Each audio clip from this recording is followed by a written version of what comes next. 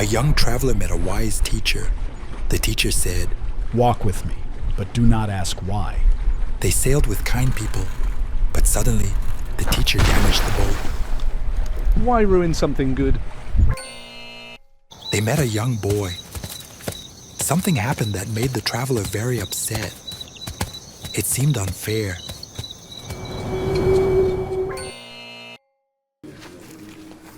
In a town where people refused to help them, the teacher repaired a broken wall for free. Why help people who were unkind? What if the boat was damaged to protect it? What if something painful hid a bigger mercy? What if the wall protected a treasure? You see only what is in front of you, but Allah sees what you cannot see. Can you discover the full story?